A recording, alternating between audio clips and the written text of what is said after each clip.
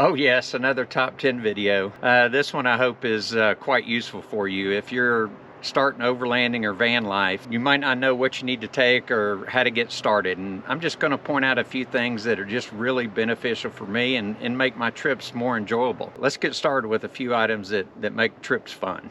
One of the first things I added to my Land Cruiser, and some of the things that just make me more comfortable being out in the wilderness, were safety related. I've added a second battery to my vehicle, and I carry an inReach Garmin. And let me kind of explain what those are. I travel a lot alone, like I am this week, and you get in a situation that you want to make sure your car starts. You're in some remote location, a long way from anybody else, and having the second battery, the ability to jump start your car is pretty vital for me. Different people have different levels of anxiety, but starting a car out in the wilderness is one for me. And let me show you what I did.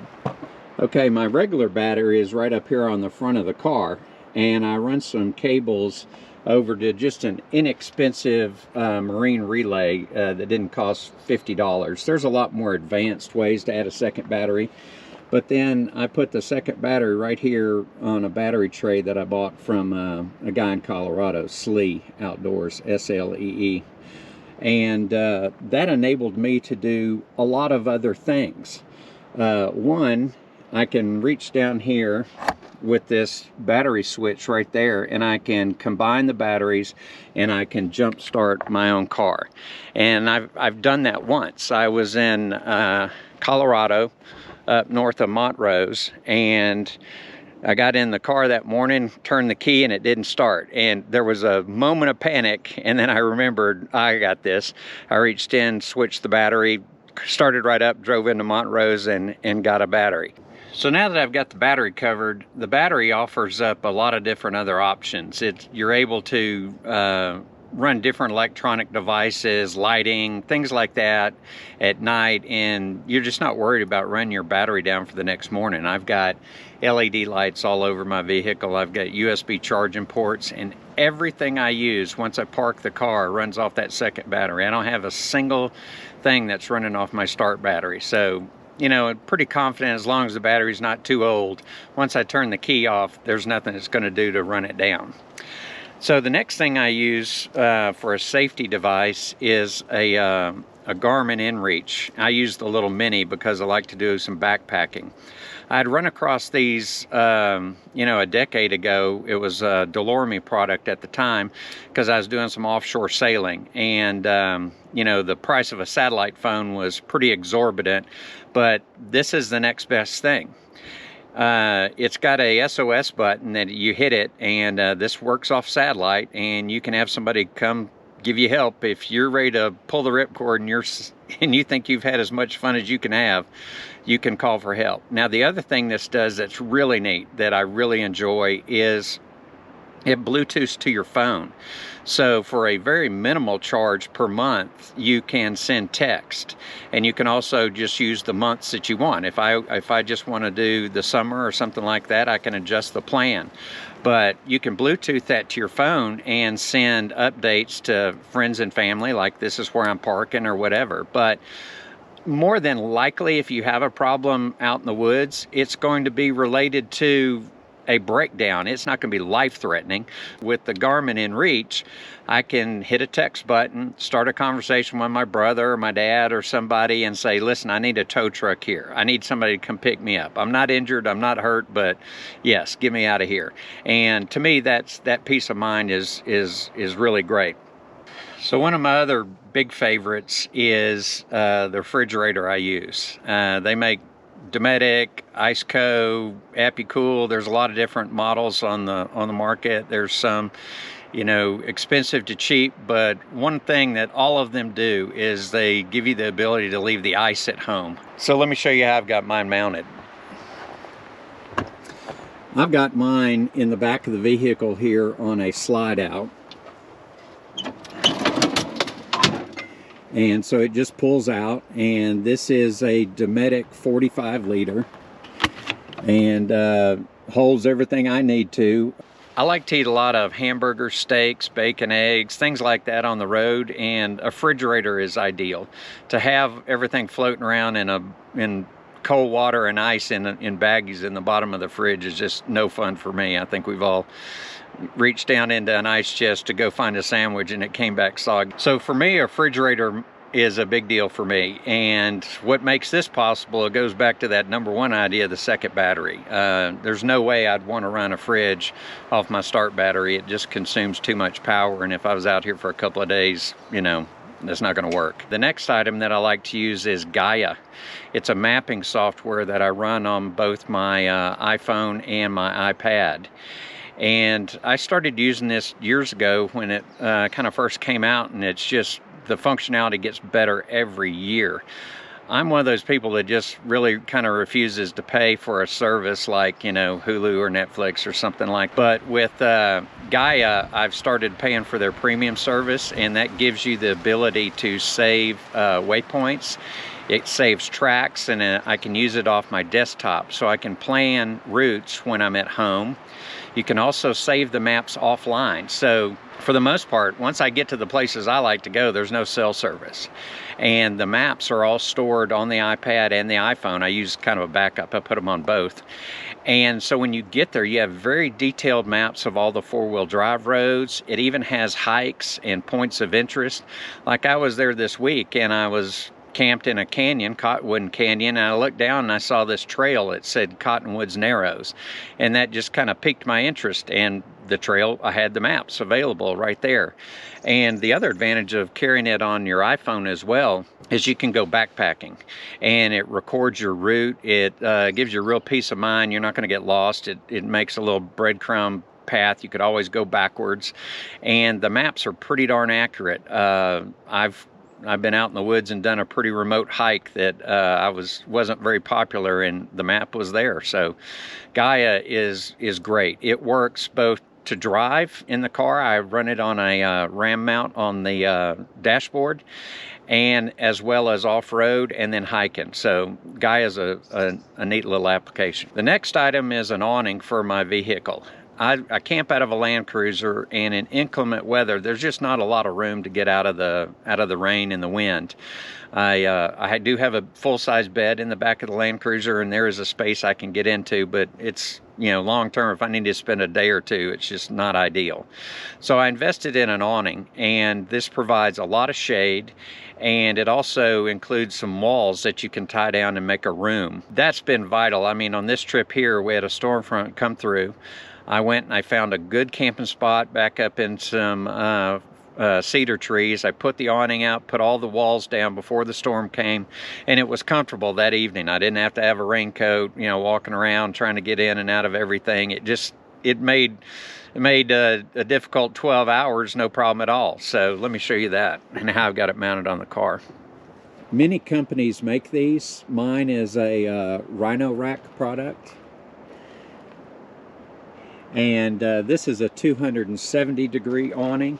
It just mounts up on my roof rack, and then it just swings out, and it will cover the entire side of this vehicle all the way wrapped around to the back. It gives you a nice weatherproof room to get out of the sun or the rain. So by no means is an awning a requirement. I'll say it's an extreme luxury, but I'll say it's a luxury that I've really enjoyed. So one of the next items is cooking and how I like to cook. I've got two very small stoves. I've got a backpacking stove hidden away in with all my stuff, but I've got one that's called a Camp Shelf Striker stove. It's kind of a Jetboil knockoff, and one reason I like it is because it boils water so fast. It's for making backpacking meals, or what I use it for is coffee. It's just, there's no faster way to boil water. And in fact, yesterday I took a shower, and I put some cold water in my pump-up shower, and then boiled a little bit of water, and I had hot water, and it took less than 5 minutes. So let me show you that. So this is the Camp Shelf Striker. What I did is I've got a little table I built on the back of my bumper, and I drilled a hole so that the the propane cartridge can mount from below, and so it makes it from being top heavy. Makes it really resistant to the wind and everything else. So the second stove that I used was just off of Amazon. It was a gas one. And what's nice is this is so much smaller than the big 2-burner Coleman stoves, things like that. I didn't have the room to store that. I'm able to put that gas one propane stove in this little drawer right here. It goes in that black box. So this is a lot more compact than having a big 2-burner Coleman stove. So some of these things that I like are the fact that they're simple and small and easy to get to, because when you pull into camp, you want to be able to just access stuff really quick, camp out of your truck. You don't want to have to set up a big elaborate setup every night. So that's why I like some of these small items like the striker stove and the gas one grill. Okay, another item that I really love is my Exped Duo air mattress. After a while, I finally invested in an air mattress that was insulated and in good quality, and it's made a big difference. This is a 4-inch thick air mattress, and a lot of the newer air mattresses have an R value, and this one's like an R5 or something like that. I'm sure somebody can fact check me on that, but it's the one of their kind of extra long and extra wide, and it fits into my truck real well. And the ability to have a good sleep at night is a priority. I know that when you're starting off, you know, you're going to invest a couple $100s in an air mattress. It's like, why would I do that? But long term, I think it's been worth it, and I enjoy it. Okay, this one may be a surprise to you if you have not done a lot of off-roading or remote travel, and that's an air compressor. I did a road yesterday to the Grand Canyon that was 3 hours of a bumpy dirt road. And if you're running regular air pressure in your tires at 45 PSI, one, it's going to be rough as heck and it's going to be miserable. It's going to vibrate your truck and everything in it. But you also take the risk of punctures. At that high air pressure, you can hit a rock and cut a tire. But if you'll lower your air pressure down to like 20 pounds or whatever your tire's suitable for, the ride is so much better. And I've got mine mounted under the hood as a permanent fixture. It's an ARB compressor, again running off that second battery. That second battery comes back to a lot of things. But you could use a portable compressor. Just make sure it's one of a good quality, not like one from a little cheap auto parts store. I've had one of those and it burned out before it even aired up 2 tires. So, and invest in something that's quality, but the ability to air down your tires and air them back up is just vital if you're going to get off paved roads. All right, here's another item that's I mean, admittedly, it's just a luxury, but I just enjoy it. And that's a ram mount. This one is a suction cup mount that mounts on my windshield, and my iPad goes right here on the front, and then my Garmin InReach can go right here on the back side and get a clear view of the sky. And what this does for me is it keeps all my electronics easily accessible, and they're not rattling around in the bottom of the truck. You get on a bumpy dirt road and you can't find everything, but you know, it's good to be able to see the map at all times, and it keeps it safe. I also have a second one for the phone so that it's not vibrating all over the place. And I know many companies make phone mounts and things like that, but that's something that makes life easy as well. Okay. The next item is not glamorous in any way, but it is an important part of life if you're camping and outside, and that's, you know, restroom facilities. I can't stand a cassette toilet or a portalette. My idea of carrying around all that stuff after I've, you know, used it is, I'm not doing that. And I'm also not emptying that thing. I had an RV one time and I've got traumatic experiences emptying the Blackwater tank. So anyway, what I've come up with is something called the Clean Waste System. It's a plastic kind of toilet seat, and it comes with these bags. And you can get them in various places. They have them on Amazon. It goes by kind of 2 different names. It's the Go Anywhere Toilet Kit, but it's also Clean Waste. And let me show you this. It's a real nice, stable plastic seat that folds up. The legs fold up, and that thing has been great. After you use it for its intended purpose, the bag has some chemicals in it that converts everything to a solid waste, and each bag is individually used, and you just tie it up, put it in the enclosed Ziploc container, and you're done with it. You're not smelling it, you're not touching it, you're not doing anything with it. So I know, you know, it's not a glamorous item, but it's life-changing. You're not having to go find a restroom facility or a pit toilet, or, you know, go dig a hole in the woods. One of my things that I'm pretty particular about is leave no trace. It just burns me up to go see toilet paper in the woods. I mean, I don't know how people do that. It's just... One of the last little items is a quick flat surface or a table that you can access quickly. I pull into camp a lot of times. I don't like to set anything up other than just you know, cooking dinner and kind of hanging out. I don't want to do a lot. So whether you make a table that pulls out real quick from the back of your vehicle, some people have a slide out under their fridge, some people have a fold down table on their bumper. A lot of the Jeeps guys do that. I fabricated something for my tire swing out, and it worked out really well. So I've just got that wooden table right there that just kind of fits into the bracket. It's all homemade, and as you can see from my camp, I don't have any chairs, I don't have anything out of my vehicle, so I can put everything up in just a moment's notice. And that's a big deal for me. It makes the camping's a lot more fun when it's not work. I pull up to a spot I like, I drop the tailgate, and I'm camping right there. The bed's already made up and everything's good. So let's get to the last thing.